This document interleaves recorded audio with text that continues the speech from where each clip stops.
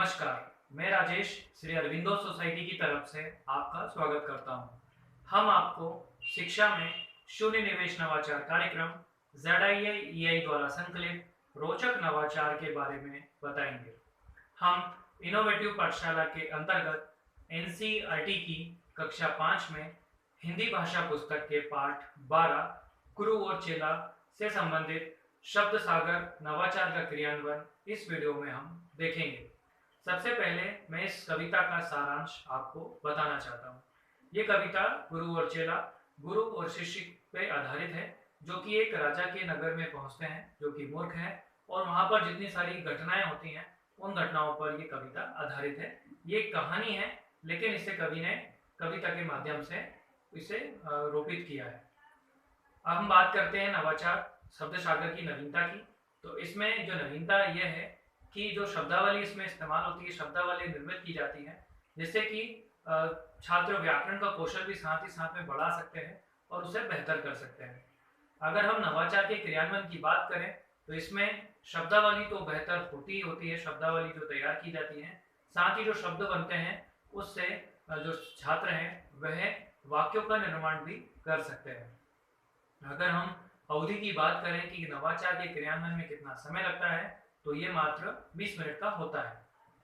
पूर्व प्रबंधन में शिक्षकों को एक रंगीन पेपर और एक गत्ते का बॉक्स इसकी आवश्यकता होती है। शिक्षकों के लिए जो निर्देश है वह निर्देश ये है कि जब ये पाठ पढ़ाया जा रहा था, जो कि निर्धारित माह में ही इसे पढ़ाना होता है, तो पाठ पढ़ाने के बाद फिर इससे संबंधित जो शब्द आते हैं वह छात्रों से कहा जाता है कि वे उसे पर्ची पर नोट कर लें। जो विशेष शब्द इसमें है जिनसे कि शब्दावली तैयार करनी है, क्योंकि जो शब्द सागर बनाना है उसमें शब्दों की ही आवश्यकता होगी। तो यहाँ पर उन शब्दों का जो पर्चियों पर लिखवाना होता है, और लिखवाने के बाद उनसे ये भी कहा जाता है कि वे उसी से संबंधित उसका चित्र भी बनाए। जब वे चित्र बनाते हैं तो वे कहीं ना कहीं ये जो गतिविधि है रचनात्मक हो जाती है, और उन पर्चियों को चाहे तो शिक्षक घर से कह सकते हैं कि घर से बनाकर लेके आ सकते हैं, या तुरंत भी बनवाए जा सकते हैं। इन पर्चियों को एक जगह पर एकत्रित शिक्षक कर लेते हैं। उसके बाद जो बॉक्स, जैसा कि मैंने आपको पूर्व प्रबंधन में बताया था कि शिक्षकों को जरूरत होती है एक गत्ते के बॉक्स की, तो गत्ते के बॉक्स को लाया जाता है। अब यहाँ पर जो छात्र हैं उनकी जिज्ञासा को बढ़ाना होता है।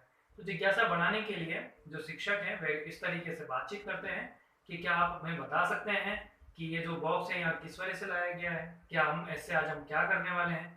तो जो छात्र हैं उनमें उन सभी छात्रों को बोलने की जो प्रवृत्ति है उसका गुणों का विकास करना होता है, तो उनसे बुलवाया जाता है। तो कुछ छात्र बोलते हैं नहीं हमें नहीं पता, कुछ बोलते हैं कि खेल खेलने के लिए लाया गया है। तो इस तरीके से उत्तर प्राप्त होता है। फिर इसको और आगे ले जाया जाता है कि आज हम इससे शब्द सागर नाम का हम खेल खेलेंगे। तो जो पर्चियां उनसे बनवाई गई थी उन पर्चियों को इस बॉक्स में डाला जाता है, और इस बॉक्स को सजाया भी जाता है। जो रंगीन पेपर पूर्व प्रबंधन में जिसकी बात हुई थी उसे इसमें सजाया जाता है। शिक्षक छात्रों की मदद से इसे सजाते हैं, और एक छात्र को बुलाकर इसमें शब्द सागर लिखवा लिया जाता है। इसके बाद फिर ये जो खेल है शब्द सागर, ये फिर आगे क्रियान्वित होता है। तो जो शिक्षक हैं वे छात्रों से कहते हैं कि आपको अनुशासन बनाए रखना है, और उसके बाद एक एक करके जो छात्र हैं उनको बुलाया जाता है। जब बुलाते हैं तो जैसे मान लीजिए, आइए हम उसे उदाहरण के साथ देखते हैं कि अगर कोई छात्र आता है वो पर्ची उठाता है तो वे उसमें क्या निकलता है। अगर मान लीजिए उसमें पर्ची निकाला और उसमें निकला टका, तो यहाँ पर जो टका है उस टके से वो जोर से बोलता है पढ़ने के बाद टका, तो ताकि जो कक्षा है उसमें जो आखिरी तक भी जो छात्र बैठा हुआ है उस तक भी वे शब्द वो पहुंच सके, और उसके बाद उसे वाक्य का निर्माण करने के लिए कहा जाता है। तो टका जो है बांग्लादेश की मुद्रा है, ऐसा वो करके वाक्य बनाता है। तो इस तरीके से जो शब्द सागर था, शब्द बताया गया, उससे वाक्य निर्माण छात्र ने किया। तो इस तरीके से नवाचार विद्यालय में क्रियान्वित होता है। बस जो शिक्षक हैं उन्हें इस बात का ध्यान रखना होता है कि कोई भी छात्र इसमें छूटे ना, और अगर कोई छात्र जब पर्ची खोलता है और कोई शब्द अगर ऐसा आ जाता है कि जिसे बोलने में कठिनाई हो, तो शिक्षक उनकी पूरी मदद उसमें करनी होती है। अगर हम बात करें कि इसमें जो नवाचार का क्रियान्वयन होता है, इसमें निष्कर्ष फल प्रतिफल क्या प्राप्त होते हैं, तो वे इसमें जो भाषा से संबंधित शब्द होते हैं उनका इस्तेमाल जो छात्र हैं वे कर पाते हैं, जो भी शब्द को सीखते हैं बोलचाल की भाषा में कर पाते हैं, अपने लिखने के कौशल में जो वो लिखते हैं तो इन भाषाओं, जो इन शब्दों का इस्तेमाल वे आसानी से कर पाते हैं। जो हिंदी भाषा में, हिंदी वर्णमाला में जो शब्द अक्षर आते हैं उनकी ध्वनि सुनकर वे उनके आकृति को पहचान पाते हैं। तो इतने सारे प्रतिफल इसमें प्राप्त होते हैं। अगर हम बात करें विशेष आवश्यकता वाले छात्रों की, तो उसमें भी काफ़ी हद तक इन्हें इस्तेमाल इसमें किया जा सकता है। इसमें समावेशी शिक्षा में उनका समावेशी शिक्षा के साथ उन्हें भी जोड़ा जा सकता है। वे सक्रिय रूप से तो इसमें भाग नहीं ले सकते हैं, लेकिन अन्य जो छात्र हैं उनके साथ में इन्हें उनकी मदद से उनके लिए भी अच्छा ये बनाया जा सकता है। तो इस तरीके से नवाचार विद्यालय में क्रियान्वित होता है। हम आशा करते हैं कि जो नवाचार है अपने विद्यालय में आप अवश्य क्रियान्वित करेंगे।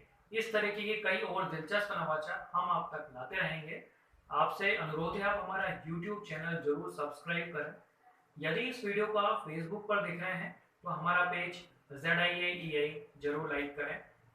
इस वीडियो के नीचे लिंक में, डिस्क्रिप्शन में एक लिंक दिया गया है जिस पर क्लिक कर आप इनोवेटिव पाठशाला ऐप डाउनलोड कर सकते हैं। इस वीडियो को देखने के लिए और लाइक करने के लिए आपका बहुत बहुत धन्यवाद।